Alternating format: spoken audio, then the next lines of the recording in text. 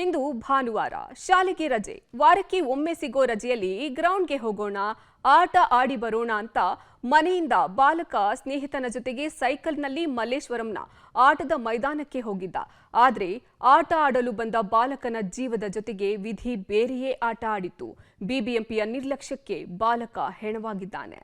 ಆಟದ ground gate ಮುರಿದು ಬಿದ್ದು ಬಾಲಕ ಸಾವು. ಬಿಬಿಎಂಪಿ ನಿರ್ಲಕ್ಷ್ಯಕ್ಕೆ ಬಲಿಯಾದ್ನ ಬಾಲಕ. ಬೇಕಾಬಿಟ್ಟಿ ಗ್ರೌಂಡ್ ನಿರ್ವಹಣೆಯೇ ಘಟನೆಗೆ ಕಾರಣನ. ಸಿಲಿಕಾನ್ ಸಿಟಿಯಲ್ಲಿ ಬಿಬಿಎಂಪಿ ಬದುಕಿದ್ಯಾ ಸತ್ತಿದ್ಯಾ ಅನ್ನೋ ಅನುಮಾನ ಶುರುವಾಗಿದೆ. ರಸ್ತೆ ಗುಂಡಿಗಳಿಗೆ ಜನರು ಬಲಿಯಾಗ್ತಾನೆ ಇದ್ದಾರೆ. ಬೆಸ್ಕಾಂ ಕಂಬ, ವಿದ್ಯುತ್ ಲೈನ್ಗಳಿಂದ ಅಮಾಯಕರು ಪ್ರಾಣ ಕಳೆದುಕೊಳ್ಳುತ್ತಿದ್ದಾರೆ. ಮರಗಳು ಬಿದ್ದು ಅನೇಕರ ಪ್ರಾಣ ಪಕ್ಷಿಯೇ ಹಾರಿ ಹೋಗಿದೆ.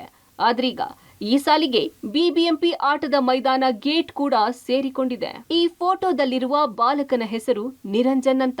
ಇನ್ನೂ 10 ವರ್ಷ. ಬಿಬಿಎಂಪಿ ಶಾಲೆಯಲ್ಲಿ 5ನೇ ತರಗತಿ ಓದುತ್ತಿದ್ದ. ರಜೆ ಇತ್ತು ಅಂತ ಇವತ್ತು ಸ್ನೇಹಿತನ ಜೊತೆಗೆ ಆಟವಾಡಲು ಸೈಕಲ್ನಲ್ಲಿ ಮಲ್ಲೇಶ್ವರಂನ 1ನೇ ಕ್ರಾಸ್ನಲ್ಲಿರುವ ಆಟದ ಮೈದಾನಕ್ಕೆ ಬಂದಿದ್ದಾನೆ. ಗೇಟ್ ಓಪನ್ ಮಾಡಲು ಹೋದ ನಿರಂಜನ್ ಮೇಲೆ ಬೃಹತ್ ಗೇಟ್ ಕಳಚಿ ಬಿದ್ದಿದೆ. ಕೂಡಲೇ ನಿರಂಜನ್ನನ್ನ ಆಸ್ಪತ್ರೆಗೆ ಸೇರಿಸಿದ್ರು. ಆದ್ರೆ ತಲೆಗೆ ತೀವ್ರ ಪೆಟ್ಟಾಗಿದ್ರಿಂದ ಚಿಕಿತ್ಸೆ ಫಲಕಾರಿಯಾಗದೆ ಬಾಲಕ ಕೊನೆಯುಸಿರೆಳೆದಿದ್ದಾನೆ. ತಂದೆ ಆಟೋ ಚಾಲಕನಾಗಿದ್ದು ವಿಜಯ್ ಕುಮಾರ್ ಪ್ರಿಯಾಗೆ ನಿರಂಜನ್ ಒಬ್ಬನೇ ಮುದ್ದಿನ ಮಗ. ಇದ್ದೊಬ್ಬ ಮಗನನ್ನ ಕಳೆದುಕೊಂಡು ದಂಪತಿ ಶಾಕ್ನಲ್ಲಿದ್ದಾರೆ. ಕೆಸಿ ಜನರಲ್ ಆಸ್ಪತ್ರೆ ಬಳಿ ಹೆತ್ತವರು ಮಗನನ್ನ ಕಳೆದುಕೊಂಡು ಕಣ್ಣೀರಿಡ್ತಿದ್ದಾರೆ. ಇದ್ದಿದ್ದೆ ಅವನ ಮೇಲೆ ಸರ್. ಅವನಂದ್ರೆ ನಮ್ಮ ಮನೇಲಿ ತುಂಬಾ ಇಷ್ಟ. ಯಾಕಂದ್ರೆ ಎರಡು ಮಕ್ಳು ಕಳ್ಕೊಂಡಿರೋರು ಸರ್. ನಾವು ಅವನನ್ನೇ ತುಂಬಾ ಮುದ್ದಾಗಿ ಸಾಕಿದ್ದು. ಇವಾಗ ಅವನೇ ಇಲ್ಲ ಅಂದ್ರೆ ನಮ್ಮ ಪರಿಸ್ಥಿತಿ ಏನಾಗಲ್ಲ ಹೇಳಿ ಸರ್. ಅರ್ಧ ಗಂಟೆನೂ ಆಗಿಲ್ಲ ಸರ್ ಮನೆಯಿಂದ ಆಚೆ ಹೋಗಿ. ಅವನು ಬಿಬಿಎಂಪಿ ನಿರ್ಲಕ್ಷ್ಯ ಅಂತಾನೆ ಹೇಳ್ಬೇಕು ಸರ್. ಇನ್ನು ಗುಣ ಅನ್ನೋ ಬಾಲಕನ ಜೊತೆಗೆ ನಿರಂಜನ್ ಆಟದ ಮೈದಾನಕ್ಕೆ ಬಂದಿದ್ದಾನೆ. ಈ ವೇಳೆ ಏನಾಯ್ತು ಸ್ಥಳದಲ್ಲಿ ಅನ್ನೋ ಬಗ್ಗೆ ಭಯದಲ್ಲೇ ವಿವರಿಸಿದ್ದಾನೆ. ಬಂದವನು ನಮ್ಮ ಮನೆ ಹತ್ರ ಬಂದವನು ಬಂದು ಬಾರ ಹೋಗೋಣ ರೌಂಡ್ಗೆ ಕರ್ಕೊಂಡು ಬಂದ. ಅವ್ನಿಗೆ ಇಲ್ದ್ಬಿಟ್ಟು ಗೇಟ್ ಓಪನ್ ಓಪನ್ ಮಾಡಿ ಅದು ಇದು ಬಿದ್ದೋಯ್ತು. ಸೈಕಲ್ ಬಿದ್ದೋಗ್ಬಿಟ್ರೆ ಎಲ್ಲಾರು ಬಂದ್ರು ಎತ್ಬಿಟ್ಟು ಅಳ್ತಾ ಇದೆ.